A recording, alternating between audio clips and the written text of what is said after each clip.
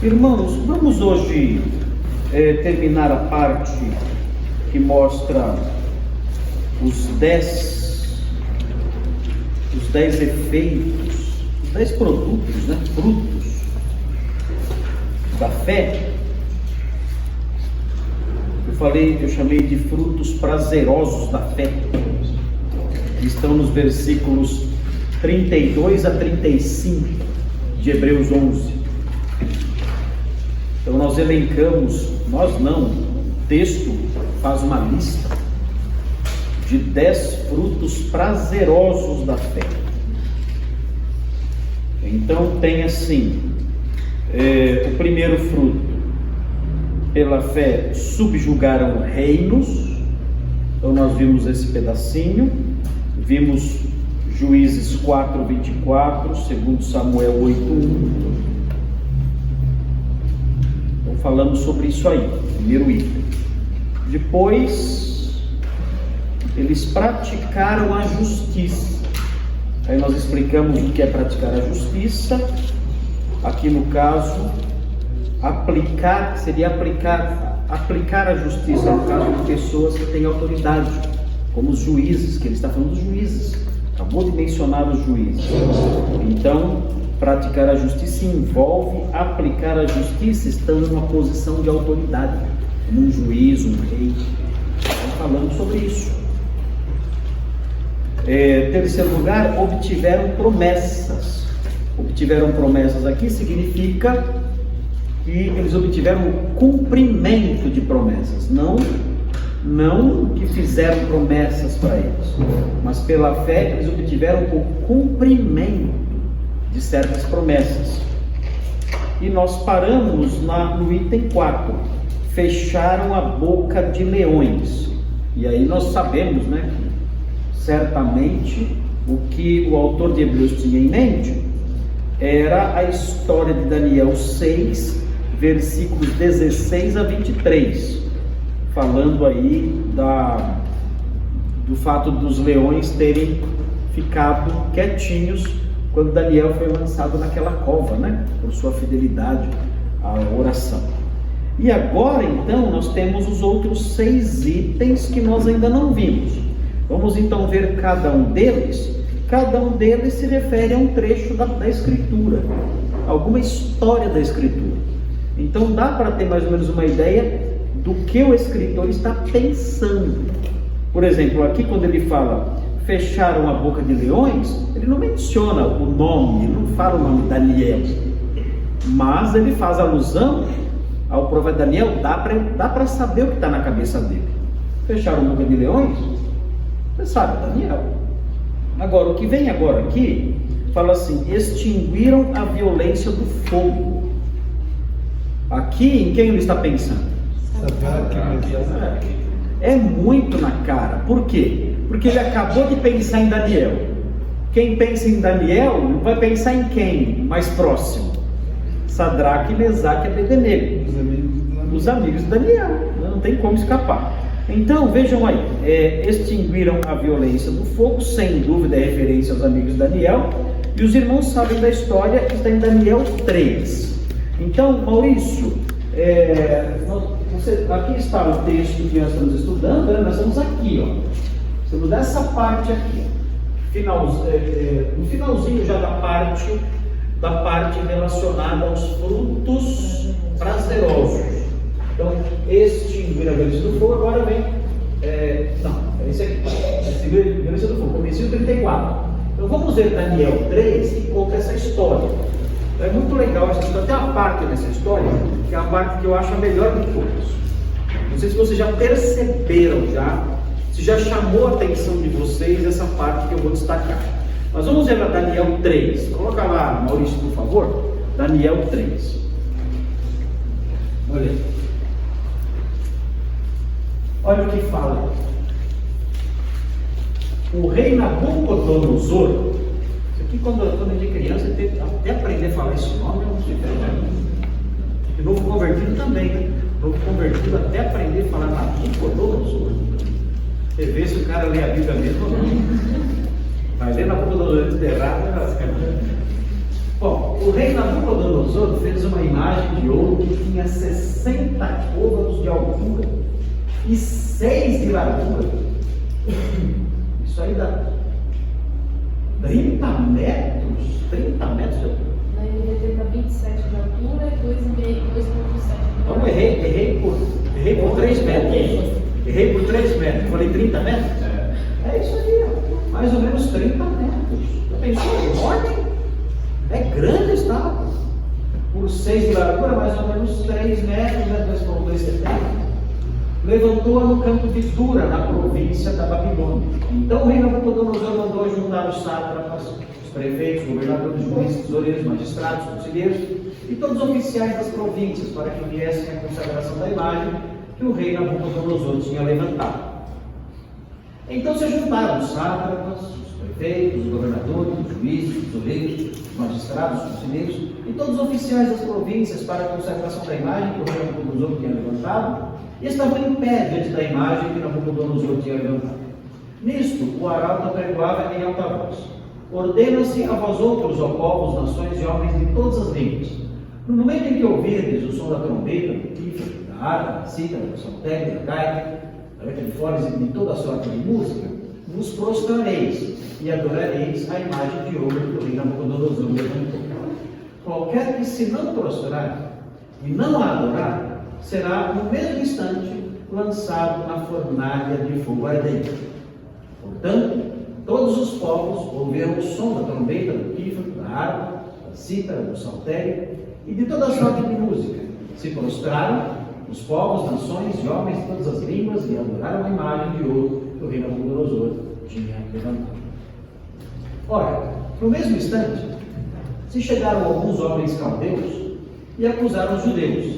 Disseram ao rei Nabucodonosor: ó rei, vive eternamente.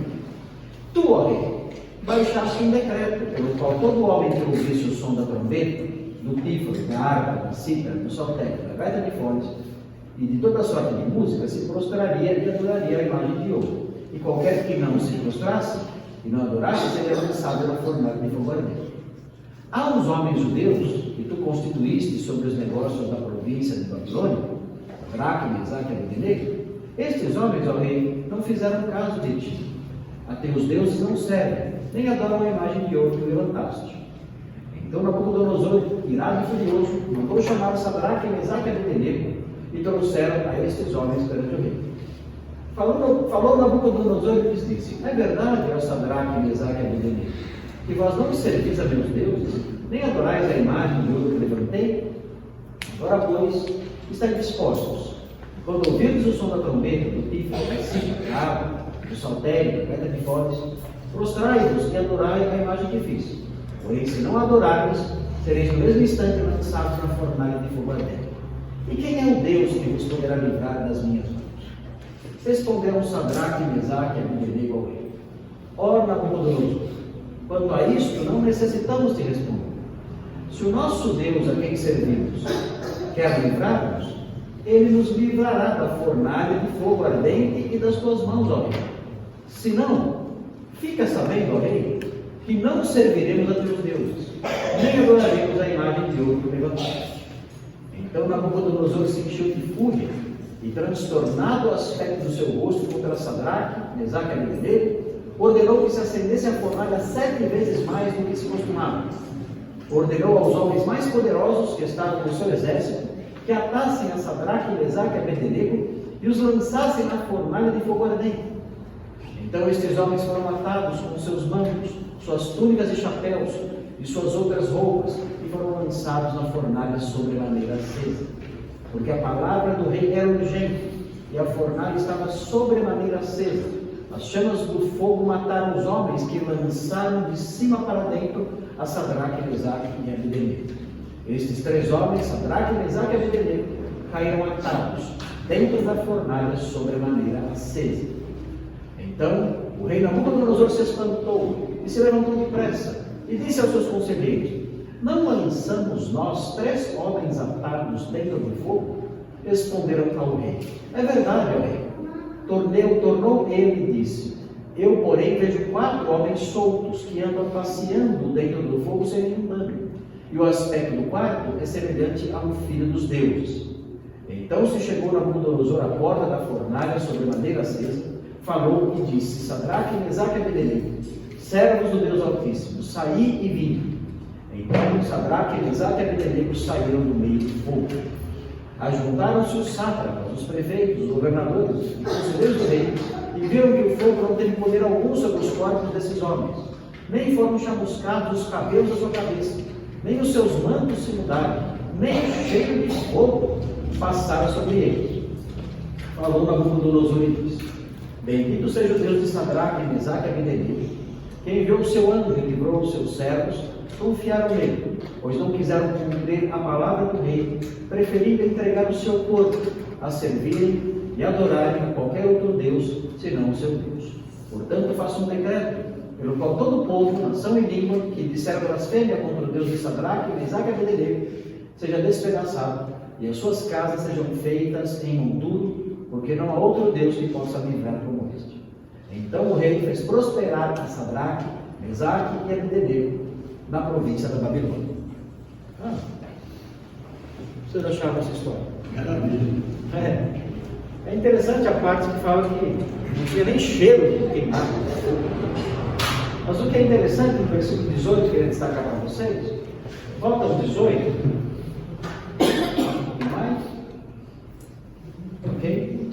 É interessante, mais um pouquinho, vamos ver aqui, ó.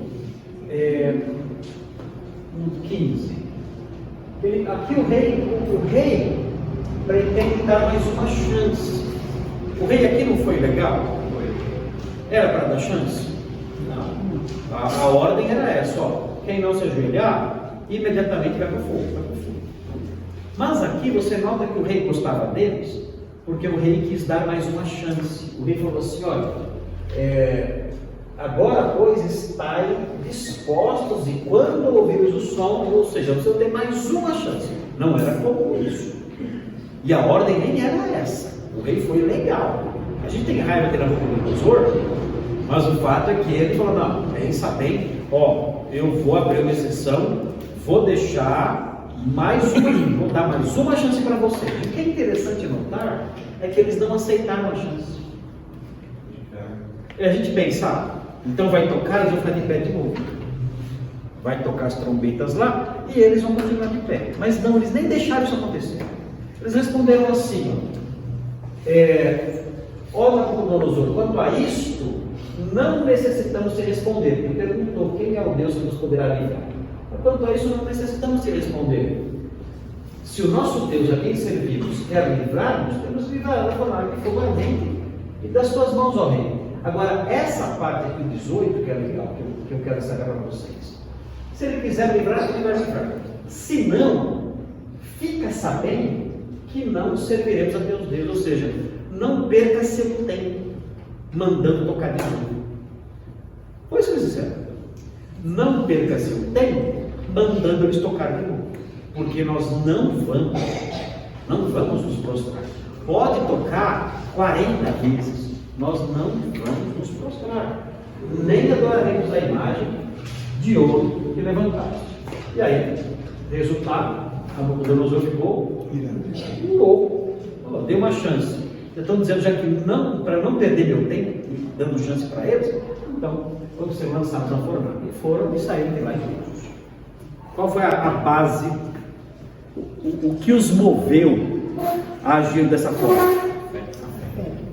Disseram: olha, não sabemos, nós não sabemos se Deus vai nos livrar ou não, mas sabemos uma coisa: se Ele quiser, Ele livra.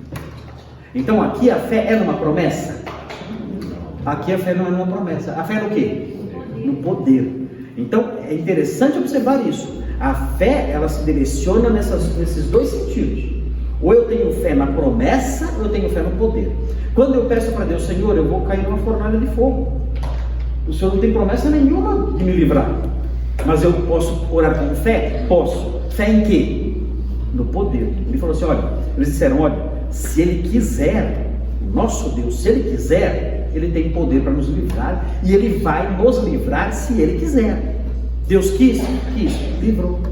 Ele disse: ó, eu acho até que eles estavam se abanando na fornalha. Trabalhando não, estava até com um pouco de frio. Vai saber. Acho que na fornalha estava até meio friozinho aqui.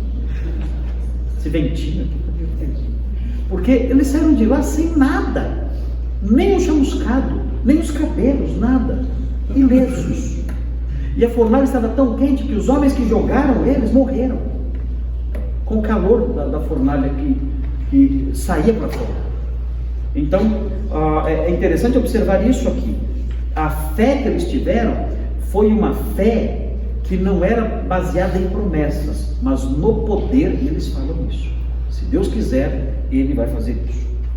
Bom, vamos ver o outro item que vem aí. Extinguiram a violência do fogo. Qual é o próximo item? Escaparam ao fio da espada. Aqui, na verdade, a palavra que aparece aqui não é fio. Não é fio da espada. Aqui é boca da espada. É que em português fica estranho, né? Escaparam da boca da espada. Mas o que significaria isso? Escapar da boca da espada? É como se a espada fosse um animal. É como se a espada fosse um animal feroz. E o texto fala, eles escaparam da boca da espada. Tentaram matá-los e eles conseguiram escapar. Aqui, nós não sabemos quem eles têm em mente, mas olha, veja Êxodo 18:4. Pode ser essa passagem, pode ser. Eu acho que não é. Pode ser, mas acho que não é. Veja Êxodo 18:4.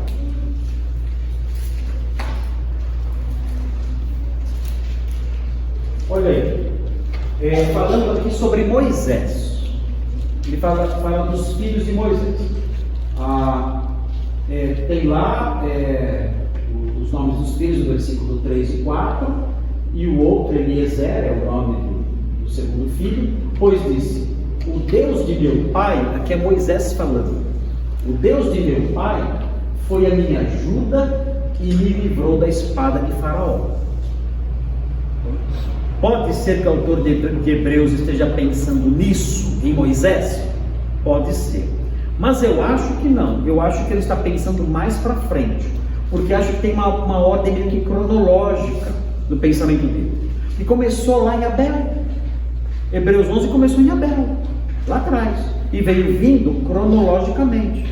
Ele passa pelo período dos juízes. Agora já mencionou Daniel, os profetas. Então acho que não é isso. Eu acho que talvez seja 1 Reis 19, 2 e 3. Pode ser 1 Reis 19, 2 e 3. Que nós temos aí o caso de Elias.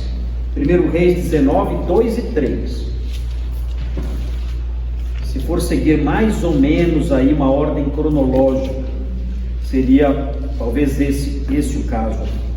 1 Reis 19, 2 e 3. Show?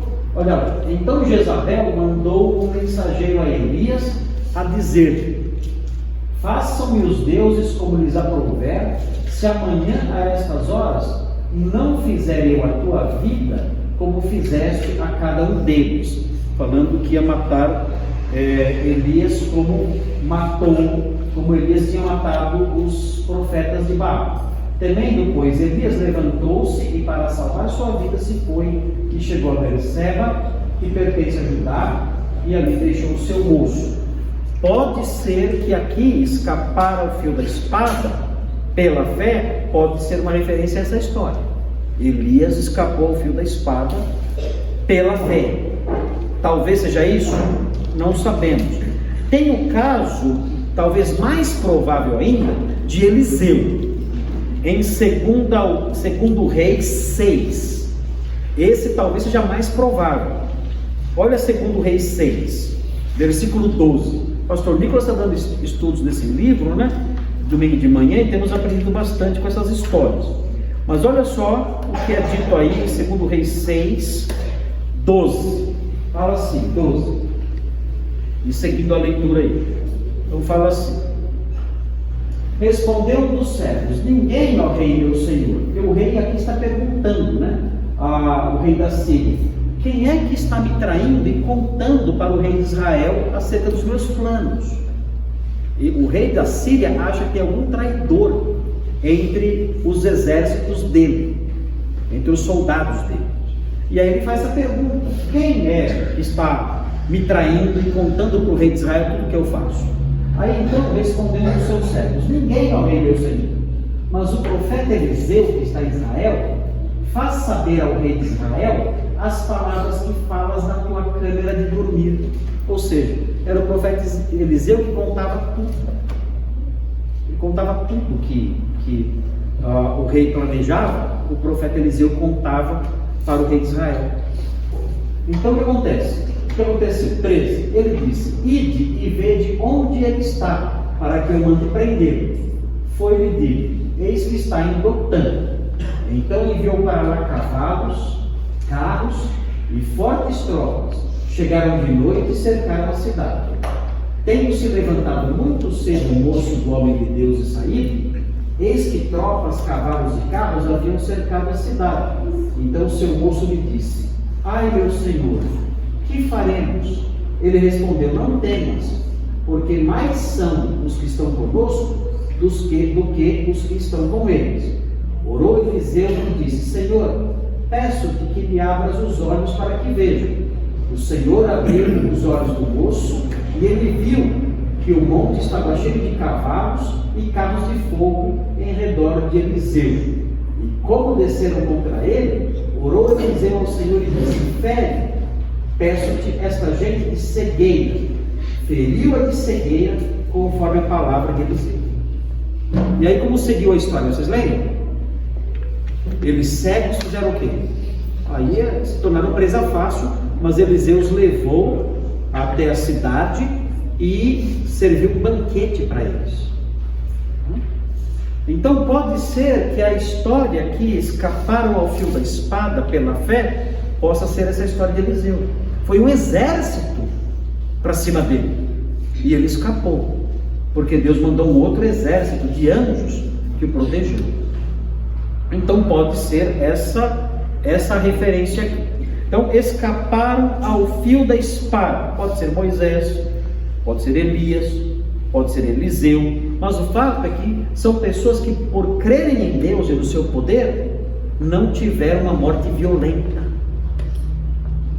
Deus os protegeu. Então isso é importante, porque mais uma vez todos esses elementos que estão aqui, esses 10 elementos que estão aqui, são elementos próprios da vida presente. Ele não fala da fé como algo que conquista só o futuro. Ele vai falar sobre isso. Da fé como algo que conquista o futuro, as bênçãos do futuro, o céu e todas as verdades escatológicas que nós esperamos. Mas aqui nesse trecho, a fé está ligada à nossa experiência diária. Esses homens, pela fé, enfrentaram certas situações e foram bem-sucedidos aqui, na experiência diária, presente, porque tiveram fé. Então é importante isso aqui para nós, porque a nossa fé não é só algo que nos remete para amanhã. Não, a nossa fé é algo que é útil hoje. Eu também enfrento problemas aqui, neste mundo, com violência. Enfrento. Os irmãos contaram histórias de ameaças cruéis que enfrentaram em algum momento da sua vida e oraram a Deus e Deus livrou. Os irmãos compartilharam isso aqui. No momento ali de violência, de ameaça pesada, disseram: Senhor, estou nas mãos desse bandido, eu estou nas mãos dessa pessoa, desse assaltante. Senhor, tem misericórdia, me ajude, me salve, eu não sei o que vai acontecer, me livra da violência, do furor desse homem, desses perversos, desses bandidos. E o Senhor ouviu e livrou. E aí nós vemos a importância da fé para a experiência presente, não só para expectativas futuras. Muito bem, agora vem aqui um outro item que é meio obscuro. Olha só o que fala o item aí que vem a seguir. Este versículo do fogo está partindo da espada. Olha só isso aqui. Da fraqueza tiraram força. Como assim? Da fraqueza tiraram com força. Assim, se nós observarmos a sequência que ele está usando cronológica, e se nós lembrarmos que ele ainda está perto do período dos juízes, quem foi que estava muito fraco e de repente ficou forte? Sansão. Pode ser que ele esteja falando de Sansão. Pode ser. Agora, aí a história seria Juízes 16, 28, Maurício.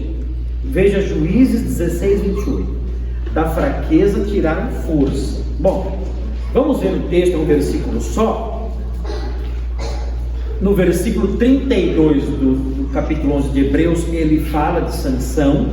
Então pode ser que Sansão esteja na cabeça dele nessa hora aqui também. Então aqui, Juízes 16, 28, olha o que aconteceu. Sansão clamou ao Senhor, ele estava cego, fraco, ali sendo zombado ali no templo dos filisteus. Sansão clamou ao Senhor e disse: Senhor Deus, peço-te que te lembres de mim e dá-me força só esta vez, ó Deus, para que me vingue dos filisteus, ao menos por um dos meus olhos. E aí a sequência é a seguinte: ele abraçou-se com as duas colunas do meio em que se sustinha a casa e fez força sobre elas, com a mão direita em uma e com a esquerda em outra, e disse: morra eu com os filisteus. E inclinou-se com força, e a casa caiu sobre os príncipes e sobre todo o povo que nela estava. Então ele tirou força da fraqueza. Agora, qual é a singularidade desse episódio aqui? A singularidade dessa frase, tirou força da fraqueza. Porque assim, quando nós falamos de fraqueza, geralmente nós pensamos em fraqueza na fé, fraqueza emocional, fraqueza espiritual. Nós pensamos nisso. Mas aqui o autor de Hebreus não está pensando em fraqueza espiritual e nem em fraqueza emocional. Não está pensando em desânimo. Eu me sinto fraco, me sinto desanimado. Espiritualmente eu me sinto fraco, não tenho força. Não é disso que ele está falando. Aqui ele está falando de tirar força da fraqueza física. É o caso de Sansão. Aqui a fraqueza de Sansão era física. Estava fraco, fisicamente. E ele tirou força da fraqueza. Como isso se aplicaria a nós hoje? Como pode isso acontecer conosco hoje? Em que momentos isso poderia acontecer conosco hoje? Vocês amigos? Há algum momento em que fisicamente nós somos fracos? Doenças, né? As doenças nos deixam fisicamente fracos, sem nenhum vigor. Aqui o texto está dizendo que pela fé, alguém que estava fisicamente fraco ficou forte. Dá ideia até de cura mesmo, a ideia de cura. Da fraqueza tiraram força. Aqui pode ser a ideia de doença, pode vir na nossa mente, né? Alguém que está fraco fisicamente, porque está doente, como a Kátia mencionou, e milagrosamente pela fé, Deus dá forças para essa pessoa, mesmo doente, realizar alguma coisa, e prosseguir e realizar alguma coisa. Poderia ser Davi também, né? Porque ele era franzino e ele conseguiu também ser urso, leão, também um gigante. Davi. E ele também, como estava plural, tiraram força, talvez tração mais de um. Então, mas é importante destacar isso, da fraqueza tiraram força. Pode acontecer com o passar do tempo, da idade. A idade enfraquece ou fortalece? Enfraquece. No começo ela vai fortalecendo, depois a idade começa a enfraquecer. Então, enfraquece. Aqui é interessante, pela fé pode acontecer de uma pessoa fraca encontrar forças para fazer coisas que não dá para imaginar. Como ela consegue? Sansão, né? Sansão, ele também foi um gideão, né?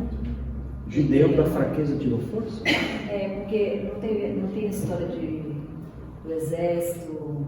Mas aí vem outra coisa que é o que vem na sequência.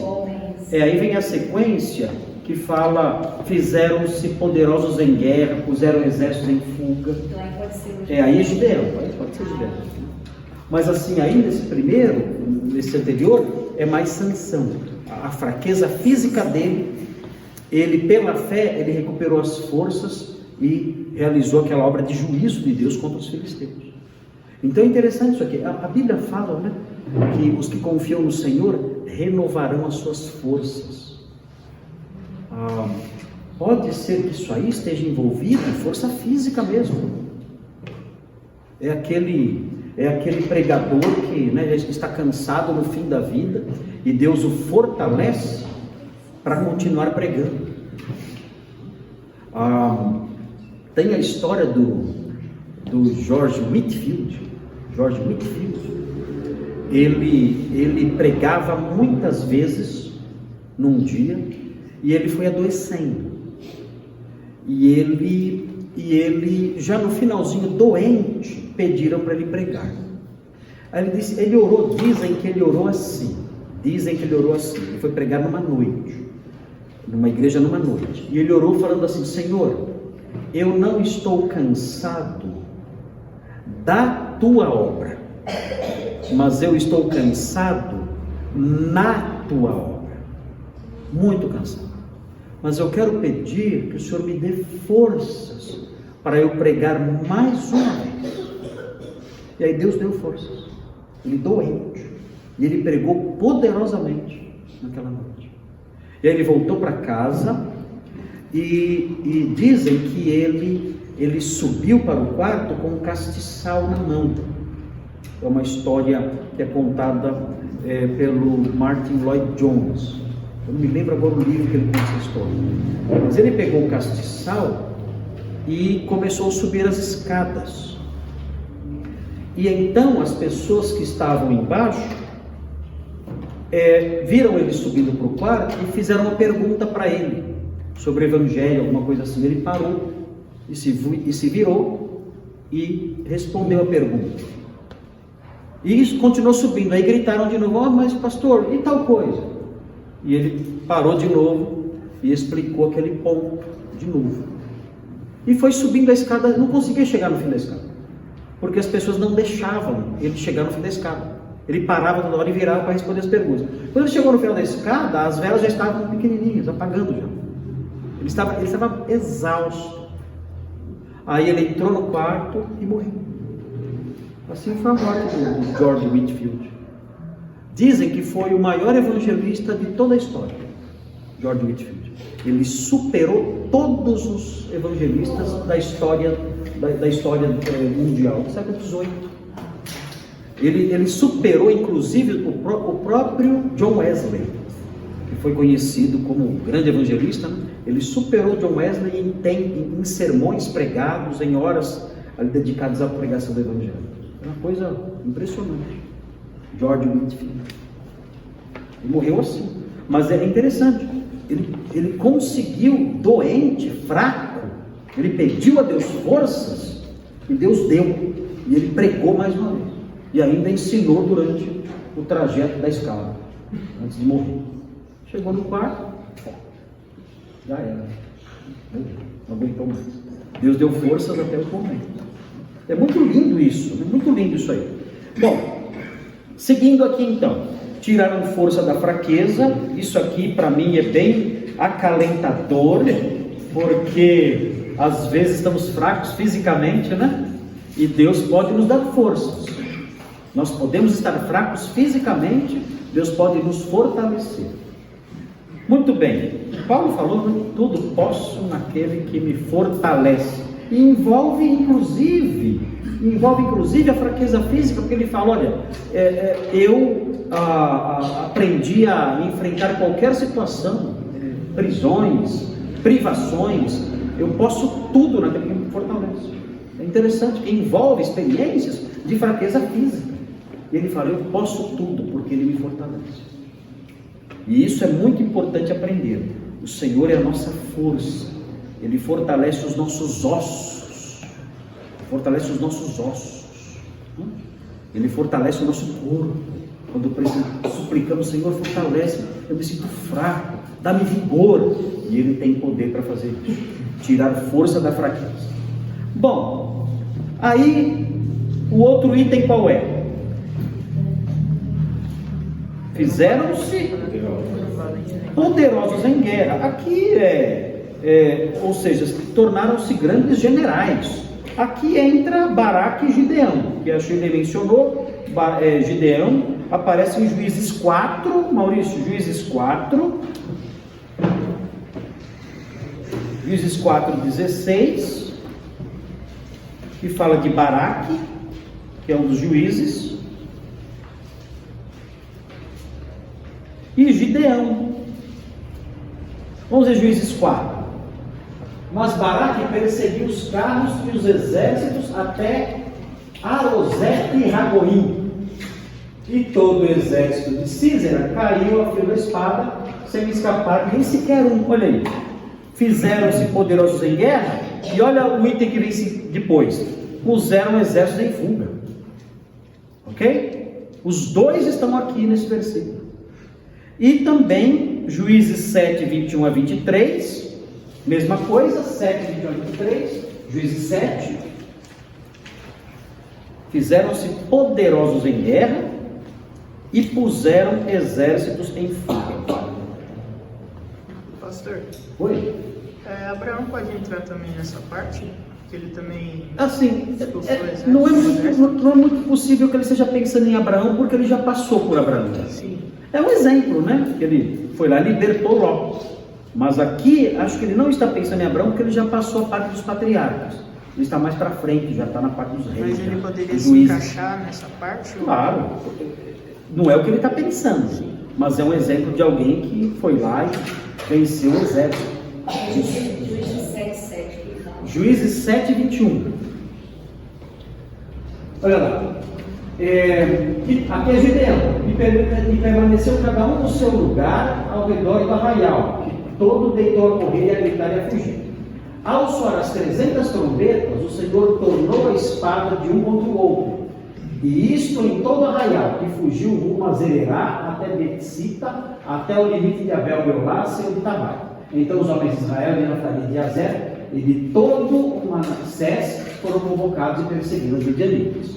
Então aqui é a vitória de Gideão. Ele se fez poderoso em guerra e colocou exércitos em fuga. Aí são os dois itens que aparecem no finalzinho do versículo 34. Onde está aqui? Esses dois aqui, ó. Fizeram-se poderosos em guerra, puseram em fuga exércitos estrangeiros. Okay? Aí acaba o versículo 34. Os dois, Baraque e Gideão, se encaixam aqui. E por último, qual é o último item? Mulheres receberam pela ressurreição seus mortos. Aí acaba, é o 10º item. Quem são essas mulheres que receberam pela ressurreição seus mortos? Quem vocês lembram? A viúva de Naim. Não, mas aqui ele está pensando no Antigo Testamento. Ele está pensando na história do Antigo Testamento.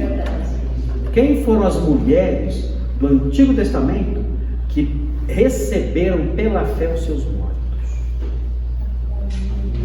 Tem duas. Aquela viúva lá de Sarepta. Isso, tem aquela lá. Assim, as histórias são bem legais. Assim, tem uma que recebeu o seu filho morto, ressuscitou pela ação de Elias, e outra, o filho morto ressuscitou pela ação de Eliseu. Então são duas mulheres. O sucessor. São duas mulheres que receberam pela fé os seus mortos. Ok? Então, 1 Reis 17, Maurício. Aqui, essa história aqui, é meio estranho colocar essa mulher aqui como alguém que tinha fé. Eu acho que o autor de Hebreus não está pensando na fé da mulher. Ele está pensando na fé de Elias. Porque olha essa mulher não tem fé não. Dá uma olhadinha, ó. 1 Reis 17. Depois disso adoeceu o filho da mulher, da dona da casa, e a sua doença se agravou tanto que ele morreu. Agora, olha o que ela fala, olha a fé. Então disse ela a Elias: que fiz eu, ó homem de Deus? Está pensando que a morte do filho foi um castigo. Que fiz eu, ó homem de Deus? Vieste a mim para trazeres à memória a minha iniquidade e matares o meu filho? Isso aqui é conversa de quem tem fé, isso aqui? Ela está reclamando, criticando. Você fez eu ter um filho e olha só a situação. Agora arrancou, matou meu filho, para jogar na minha cara os meus pecados. Isso aqui não é conversa de quem tem fé, não. Ela já aceitou a morte e nem pensou na possibilidade de nem pensou. Partiu para cima do profeta, já culpando ele. Não aceitou a vontade de Deus, criticou o profeta, a culpa é sua. Você vem, meu filho nasceu aí e agora morreu, matou meu filho. Ela culpa o próprio Elias. Matares o meu, eu matei seu filho. Não fiz nada disso. Então não tem fé nenhuma aqui. Eu acho que aqui o autor de Hebreus deve estar focalizando na fé do profeta, não dela, porque ela não mostra fé nenhuma aqui não. É o que João Paulo falou. Ela já aceitou a morte e já parte para o ataque. Bom, ele lhe disse, agora que começa já a fé. Eu acho que aqui a fé está aqui hoje. Ele lhe disse: dá-me o teu filho. Aqui eu acho que já o papo é outro.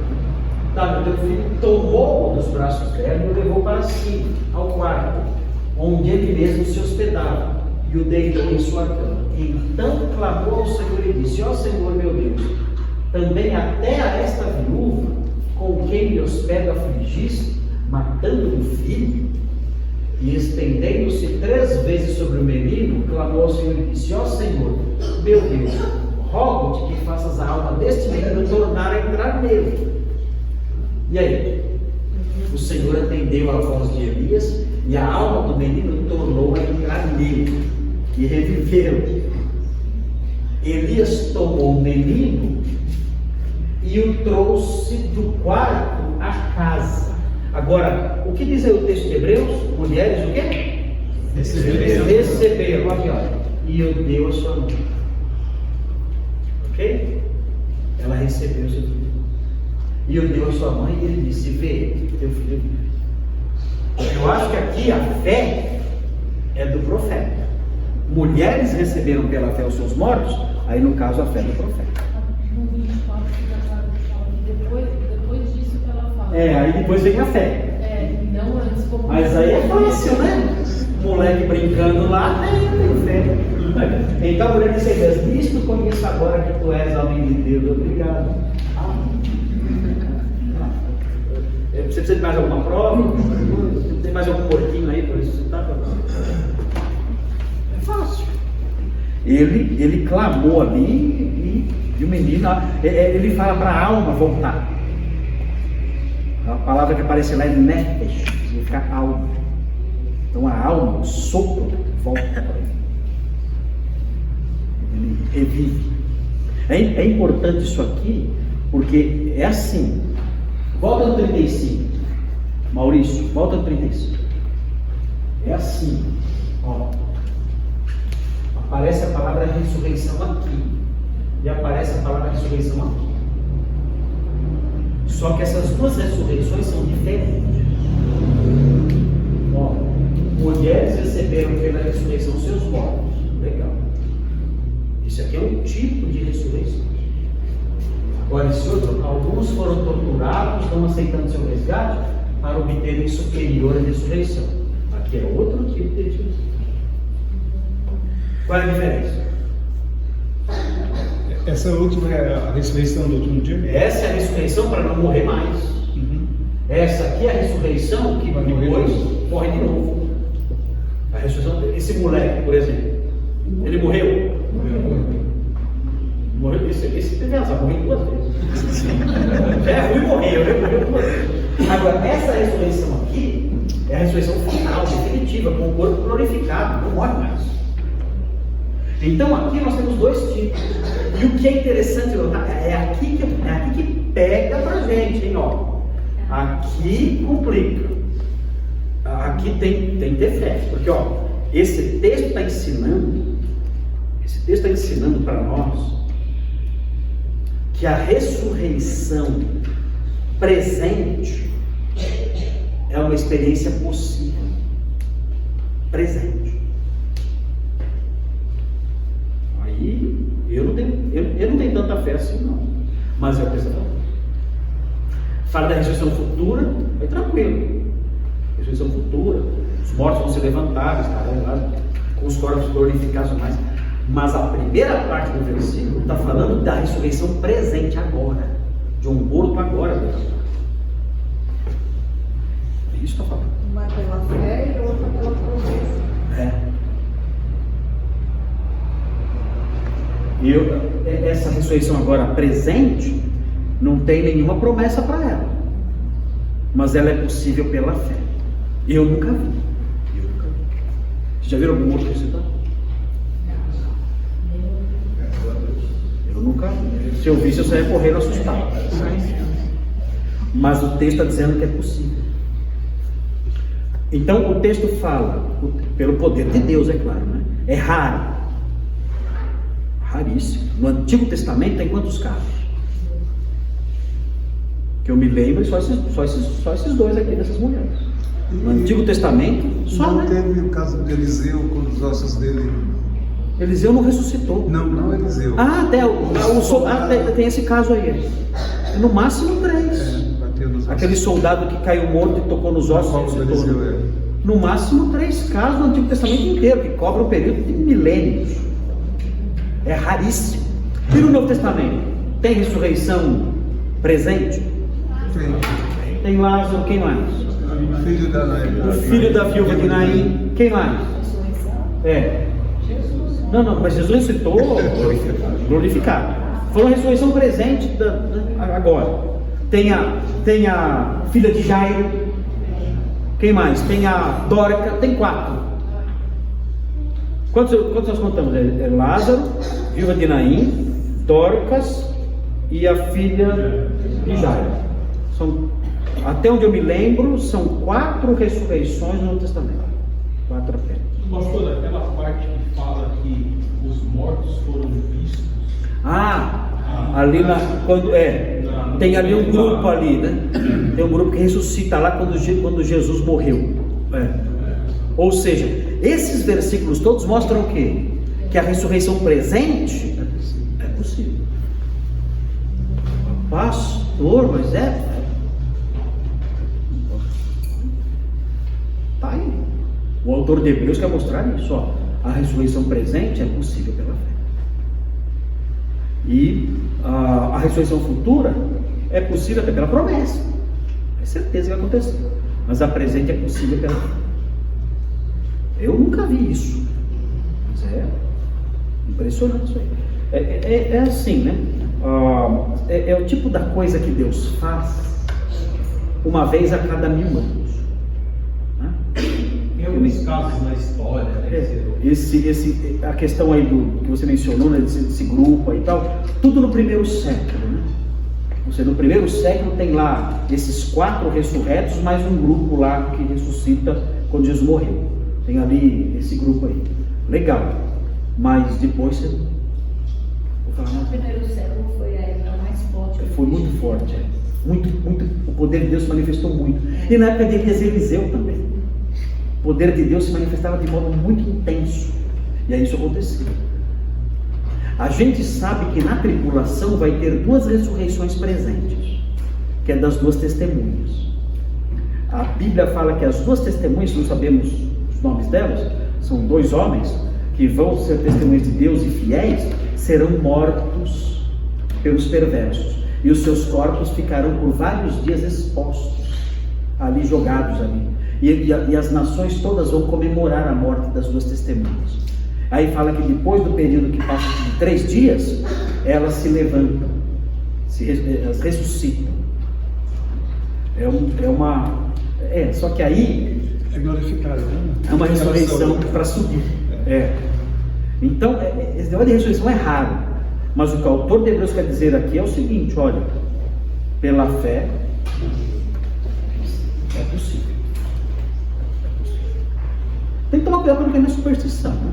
Assim, eu já vi um filme na África em que a pessoa perdeu o filho e não queria enterrar porque estava orando para Deus ressuscitar. E estava lá o cadáver apodrecendo e ela não enterrava. Estava tendo uma conferência de poder lá e ela falava assim: eu só vou enterrar depois que a conferência acabar, porque aí o poder acabou, né? Então, mas durante a conferência de poder eu não vou enterrar. E ela ficava lá orando lá, e o cadáver apodrecendo.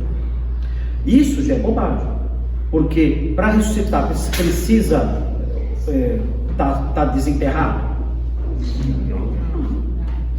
Lázaro estava enterrado. Caso da oração do acho que ele orava para o filho também voltar. Teve isso aí também. Mas é que ele não queria tirar a pedra, né? Isso aí não tem sentido. Deus pode ressuscitar pessoas já enterradas. Não tem. Já ressuscitou, né? Tirar de lá não vai ressuscitar não. Mas é interessante isso aqui. O autor de Hebreus coloca tudo isso como algo de experiência presente. Ou seja, o poder do nosso Deus é o que a fé pode alcançar pela ministração do poder de Deus. São coisas simplesmente inimagináveis. Não dá para imaginar isso. Eu não consigo imaginar. Para mim, a ressurreição dos mortos é o maior milagre que existe. Não existe nenhum outro. Quando fala assim, fez um cego ver. Eu acho que a ciência um dia vai fazer o cego ver. É um milagre, é um milagrão. Mas acho que um dia a ciência vai fazer o cego ver. Fez o aleijado andar. É um milagrão, um milagraço. Mas eu acho que um dia a ciência vai fazer um tetraplégico andar. Eu acho que vai chegar lá. Agora, fazer um morto reviver, criar vida, não tem como, não tem jeito. Então, na minha opinião, a ressurreição dos mortos é o maior milagre que pode existir. Não há nada igual a isso. E o texto aqui fala: olha, mulheres recuperaram seus mortos pela fé. Ou seja, o poder de Deus, movido pela fé, não tem limites. Eu não sei nem como seria isso aí, se acontecesse algo assim nos nossos dias. Alguém que morreu aqui na igreja ressuscitar. Nós orarmos e a pessoa ressuscitar. Eu não sei como é que é sendo relacionado com essa pessoa. Você está aí. Conta para nós aí. Deixa eu ver se você está gelado. Está gelado, não está. Não tem. Vocês lembram de Lázaro ali com Jesus ali? Na mesa lá com as suas irmãs ali? Meu Deus, eu não consigo imaginar uma cena como essa. Esse cara estava sepultado ontem. Agora tem que ir comendo com a gente. Não tem condição. Imagina. Disseram, olha, já cheira mal, está cheirando mal já. E ele saiu da sepultura assim mesmo. Então, é algo fantástico. O autor de Hebreus quer fazer o quê? Ele quer destacar o seguinte: olha, a fé pode estar por trás, pode ser um elemento motivador de ações de Deus inimagináveis no presente. Porque se ele ressuscita mortos no presente pela fé, o que ele não pode fazer? Meu Deus, o que ele não pode fazer? Não tem limites. E tudo isso centrado na experiência da vida atual. Não está falando de promessas escatológicas. É o dia a dia aqui. Esses 10 itens estão ligados ao dia a dia aqui. Está dizendo, Deus pode, pela fé, ressuscitar um morto aqui, agora, nesse momento, na fase presente da nossa existência. Ele pode fazer isso. Ou seja, os leitores de Hebreus receberam nisso uma injeção muito forte de ânimo. sabendo, olha, pela fé nada é impossível. Márcio? Lembrei também da passagem de Ezequiel, Vale dos Ossos.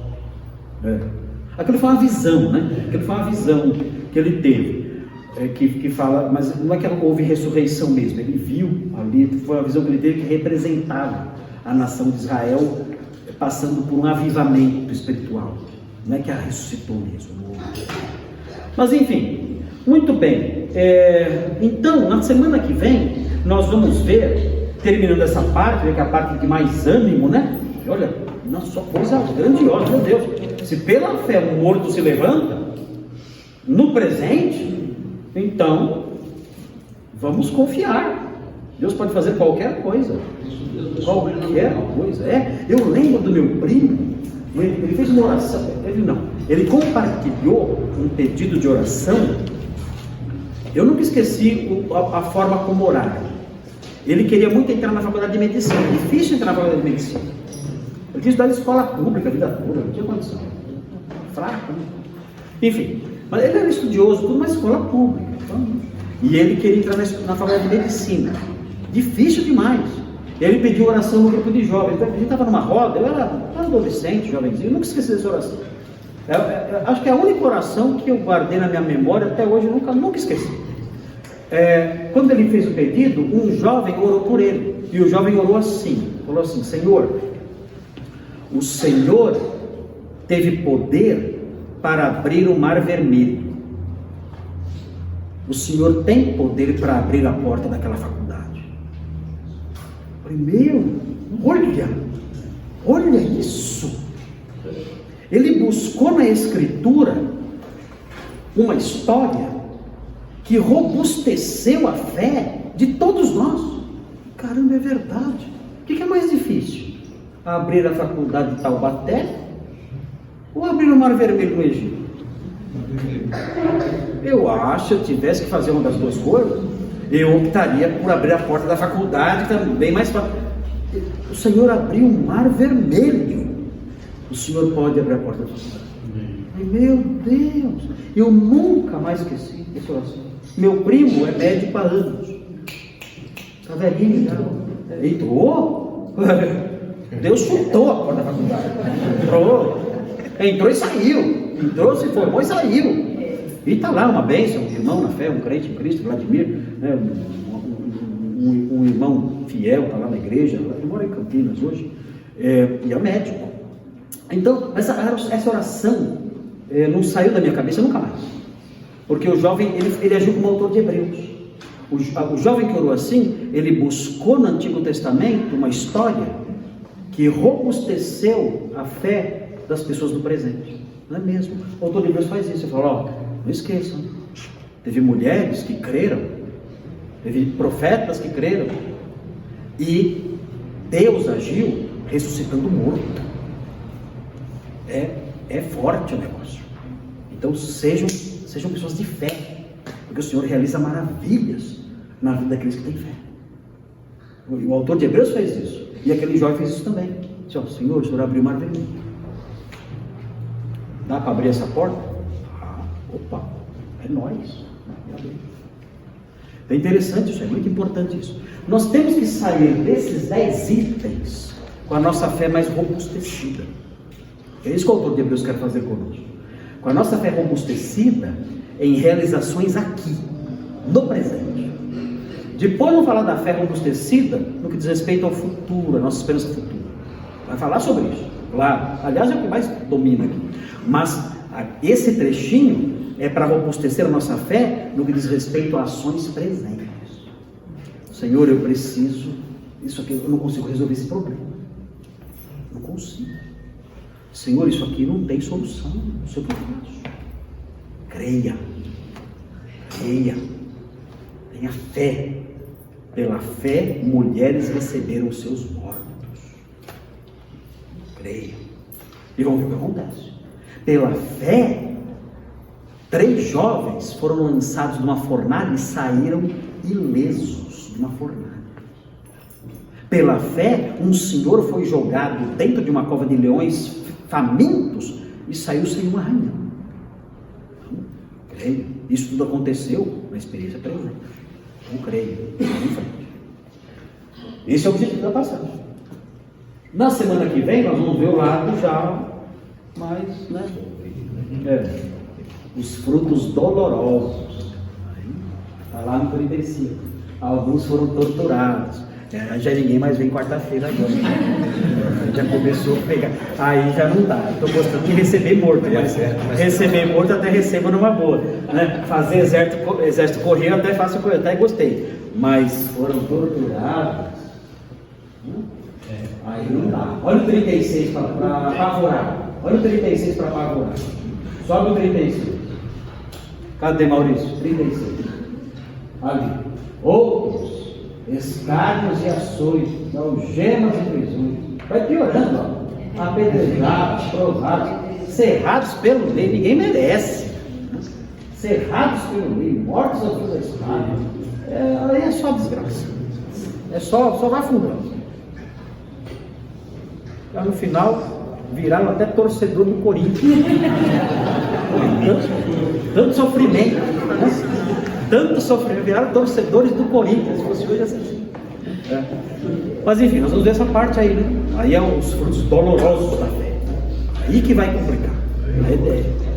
Aí é só pedir a Deus para nos ajudar, né? Vai saber o que está reservado para nós. Vamos fazer oração então, mas agora a oração é em outro sentido, né? Senhor, dá-nos a fé que está por trás das grandes realizações desta vida. Dá-nos essa fé. Vamos orar. Senhor Deus, obrigado por esse texto que nós estudamos, até a primeira parte do versículo 35. Queremos pedir que o Senhor nos abençoe e nos dê essa fé que está na raiz de grandes realizações. Nós vimos 10 realizações grandiosas que o homem por si só não pode alcançar, mas que pessoas fracas, inaptas, crendo no Senhor, realizaram feitos portentosos, maravilhosos, grandiosos, até a ressurreição dos mortos. Ó Deus, obrigado por esses exemplos, e ajuda-nos com isso a seguir a nossa vida com coragem, crendo que o Senhor é infinitamente poderoso para fazer muito mais do que pedimos ou pensamos. Queremos pedir que o Senhor nos abençoe também na semana que vem, quando vamos ver os frutos dolorosos da fé. Ó Deus, sabemos que ter fé no Senhor pode trazer tantas dores, tantos sofrimentos, tantas provações. Ajuda-nos, ó Deus, para que a nossa fé seja assim, uma fé que está na raiz de tudo que é maravilhoso, de todas as grandes conquistas, mas uma fé também que se dispõe a padecer pelo seu nome. Leva-nos agora em paz para casa, guarda-nos pelo seu poder. Em nome de Jesus, amém.